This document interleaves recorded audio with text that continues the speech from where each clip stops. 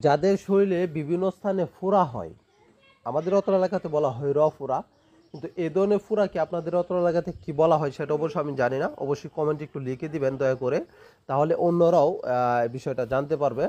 এ ধরনের ফোড়া যারা ভালো করতে চান, এই ফোড়া, তারা কি করবেন, এই কন্টিগারি গাছের যে বীজ আছে, যে ফলটা হয়, দেখেন এই যে ফলটা পাকছে লাল ফল, এই ফলের যে বীজ আছে ওই বীজটাকে আপনি কি করবেন, শুকাবেন, রোদ্রে শুকিয়ে এটাকে পাউডার করবেন।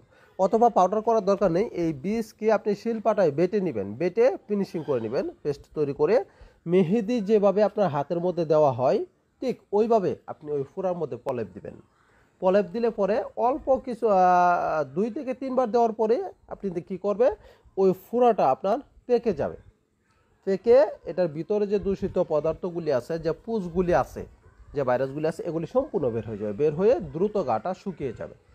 যারা এই ধরনের ফোড়া ভালো করতে চান, এই গাছের বীজ নেবেন, বীজটাকে পেস্ট তৈরি করে মেহেদির মতো প্রলেপ দিবেন, ব্যাস তাহলেই হবে। তাহলেই দ্রুত ওই ফোড়াটা পেকে যাবে, পেকে এটার ভিতরে যে দূষিত পদার্থ, যে পুষগুলি আছে, এগুলি অটোমেটিকলি বের হয়ে যাবে। আর যদি আপনি চাপ দিয়ে বের করতে পারেন তাহলে তো আরও ভালো, আরও দ্রুত বের হয়ে যাবে।